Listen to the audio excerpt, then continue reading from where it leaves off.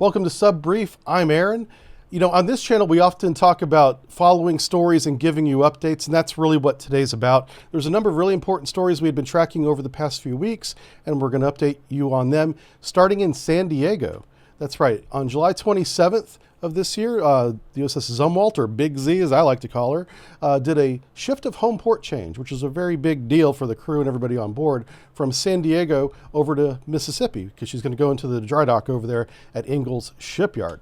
So on August 14th, she transited the Panama Canal here. This is a great photo from what I think is a webcam. It's not very high resolution. But what's impressive to me about this is I've been through the Panama Canal a few times, and that building, that's one of the lock control buildings there, is a huge building. Like whenever you're looking up at it from a submarine, it's towering over you. And the Zumwalt is towering over this, enormous lock control building. It's pretty, the Zumwalt, my point, is a huge ship. They call her a destroyer, but she's the size of a large cruiser, in my opinion. So here's kind of the route that she took, leaving San Diego there, going down through the Panama Canal. That took like a 2-week transit, just to give you an idea of how long these transits take. And then she gets through the Panama Canal. I think that's like a 36-hour operation or so. And then up through the Caribbean Sea, up to Mississippi, where she arrived on August 20th over the weekend. So this was a scheduled upgrade, and some repair work is going to be done as well. She's getting hypersonic weapons installed on her bow in replace of those large guns with the covers over them that you see there. Now we have some additional information about these weapons. Originally, it was believed, we guessed essentially, that there was going to be 4 weapons on each Zumwalt. There's 3 Zumwalts, so for a total of 12 weapons. Well, the Navy has come out and said, no. The USS Zumwalt is getting 4 tubes, and there's going to be 3 hypersonic weapons in each tube on the bow. So it's a total of 12 hypersonic weapons on each Zumwalt, assuming the other 2 get the same upgrade, which they should. So that is a significant increase in firepower from what we had been talking about up to this point. In addition to that, she's also getting a scheduled technology upgrade, which those happen, frequently throughout the life of a ship. And according to the Navy, before this upgrade even begins, she is already the most lethal surface combatant in the United States Navy. So really excited to see what she's like whenever she comes out. We know that those covers over the guns are going to be gone. There may not be much else visibly different from the outside because she's designed to be stealthy, but I can't wait to see what she comes out of the dry dock with. We'll see her again in 2025, so it's going to be a couple years before we really talk about her, I think, unless something significant happens in the dry dock, and that's not anything we want to happen. Nothing ever good comes out of a dry dock. Right. So let's move over to the Northwest Pacific region. We're following a flotilla of Russian and PLAN, that's Chinese, warships. If you remember, we talked about this Chinese-Russian flotilla of 11 ships. It's 8 warships, 2 support ships, 1 Russian, 1 Chinese, and an intel ship was with them. That was the 11th ship. And they met up north of Japan on July 27th. Of course, China had to leave a little bit early to get up there through the Sea of Japan. And they rendezvoused there in the Western Pacific and moved north through the Aleutian Island chain and right off the coast of Alaska up there. They operated for a little bit. They also dipped their nose north of the Arctic Circle, and that's kind of a big deal for sailors. It's funny how sailors, no matter what country we're from, we're kind of all cut from the same breed. We all want to do the same things, like cross the meridian, cross the equator, cross the Arctic Circle, and then it's just like a personal achievement for you. In the U.S. Navy, they actually put that in your service record whenever you do each one of those things. And we call it the blue nose for the Arctic Circle. They probably call it the same thing, but maybe not. Who knows? So, but we do have more information on that 11th ship. So this is the Dongdiao intelligence, surveillance, and reconnaissance ship.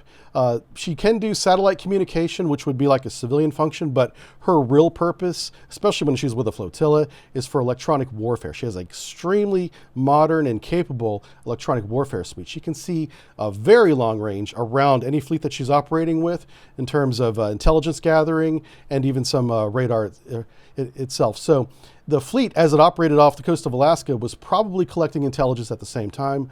And we were watching them watch us. It's like spies watching spies.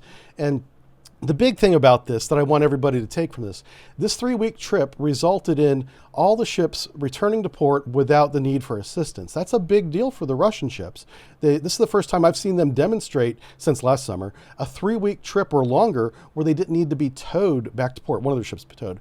And that's not just me being condescending. That's actually the effects of that. And the fact that they were able to do this trip without that assistance is an improvement. That's what I'm trying to get to.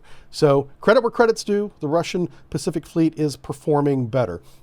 And the Chinese, when working with the Russians, obeyed all the international freedom of navigation laws. They're mimicking what the United States Navy has been doing and demonstrating for years. They're actually demonstrating the same thing off the coast of Alaska. So they operated an intel gathering ship protected by a flotilla very close to U.S. territorial waters without violating it or acting unprofessionally or anything dangerous.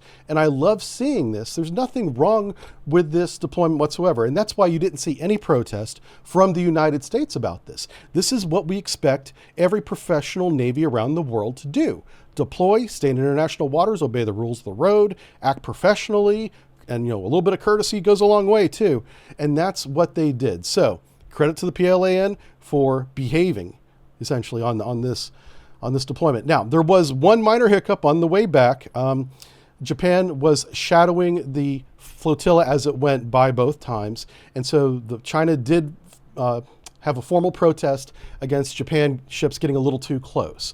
But it was just a minor hiccup, and they certainly were not close. They were just keeping an eye on the ship as they went by. And as they were off the coast of Alaska, we were keeping an eye on them too. We had brought up some Arleigh Burkes. We had P-8A Poseidon maritime patrol aircraft overhead, just watching them watch us. And as long as everyone acts within the rules and acts professionally, that means everybody's safe and there's no miscalculations that could then escalate into conflict. This is what we like to see. They've done this for a couple summers in a row now. We expect them back off the coast of Alaska next year. And we'll see what happens then. All right, let's head over to our last story, the Persian Gulf. We've been following the USS Bataan and USS Carter Hall transiting, from Greece through the Suez Canal, then down the Red Sea and up around the Arabian Peninsula, finally into the Gulf of Oman.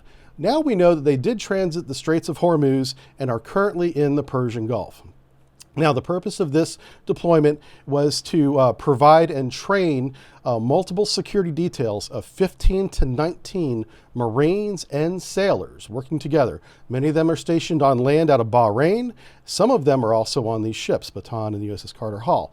We know overhead, we've forward deployed some wings, F-35s, multiple drone UAVs, F-16s and A-10s are overhead in this region. Strait of Hormuz, Persian Gulf, Gulf of Oman, keeping an eye on things. And so because this is now an ongoing operation, we're not getting a lot of regular updates on this because it's in progress and operational security is very important. So we simply don't know. And if we did, we wouldn't put it on YouTube. So just know that these men and women are out there doing the job of keeping the region calm. One of the reasons why they're there, and we'll just go into this briefly, is when we left Afghanistan, we also pulled out of the Persian Gulf many of our forces. We, for the first time in over 20 years, didn't have a deployed carrier group in the Persian Gulf. And for that 18-month or so period, we let the region kind of police itself, and we saw what happened.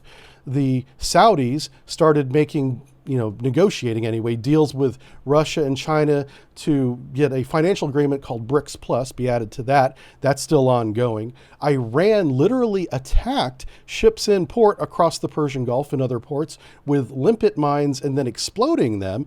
And in the 18-month period, they also physically seized 5 tankers. Iran did. So, of course, now we're back in the region just to calm things down again, to stop the attacks, to stop the seizing of the tankers. And it's kind of a shame, if I can throw some opinion in here, is we tried to leave this region alone.